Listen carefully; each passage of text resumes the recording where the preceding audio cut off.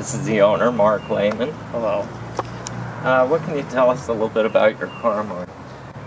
Well, I bought it in 2000, no, actually 99 I bought it. It was, had been at Carlisle for sale, and some friends of ours had seen it down there, but I guess I don't think it had sold.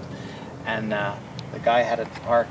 The car was in pretty nice shape. It was an all-original car, and the guy had it parked outside of an old barn, and it was an empty barn he could have stored it in, but he had it parked outside, and everything was all packed with wet pine needles. If it sat out longer than that, it probably would have rusted through.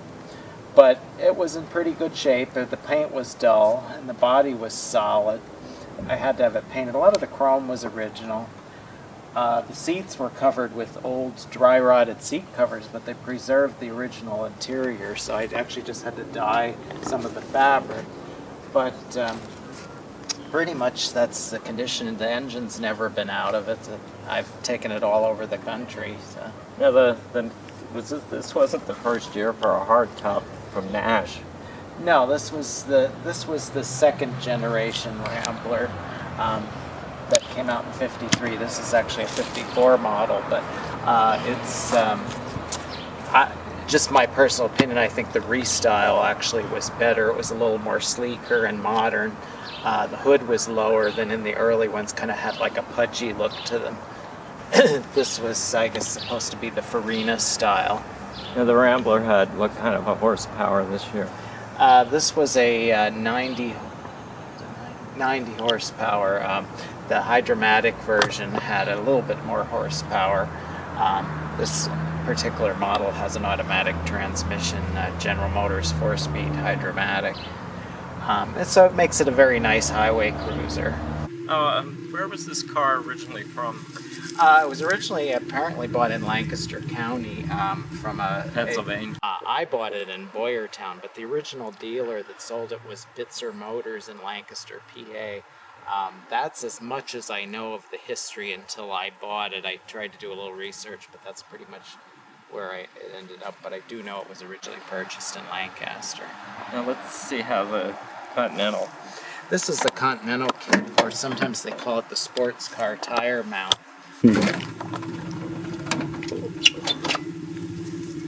The trunk's not enormous, but it's quite a bit bigger than it was on the convertible. We've taken a few trips, and we certainly can fit enough luggage in it.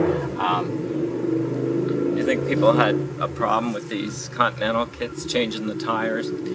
Well, it is somewhat cumbersome. It's a little cumbersome when you decide to load the trunk, because you have to pretty much lift everything around it or over the top of the spare tire.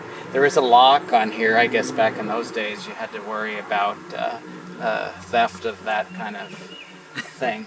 But you have to take this entire tire cover off if you have to change a flat. Of course, in the 50s, more people were interested in the way it looked than the function. Yeah. Why don't you open the hood for us? Sure. Show us what the power plant is.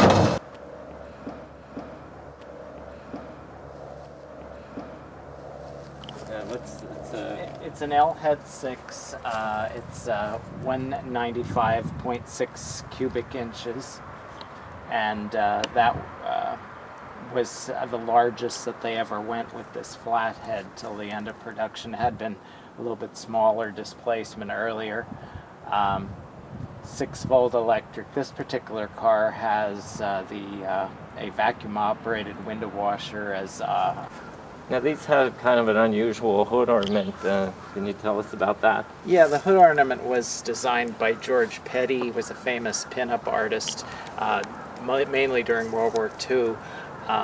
And he designed, they were usually pinups of scantily clad women.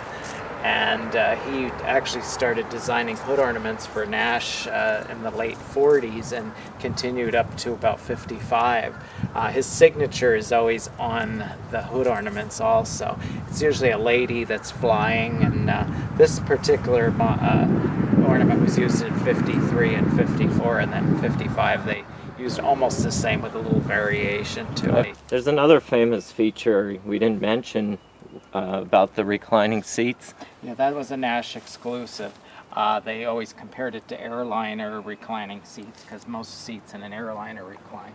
You just use this simple lever and you can recline it. The Rambler's the big Nash is mostly made a bed. They would lay flat, and then you could use air mattresses or whatever to actually sleep in your car if you chose to. It was marketed a lot for sportsmen and fishermen. And I guess also they said it could even double duty as an ambulance. If you had somebody that was sick, you could lay it down and take them to the hospital in those days. I bet that would be convenient.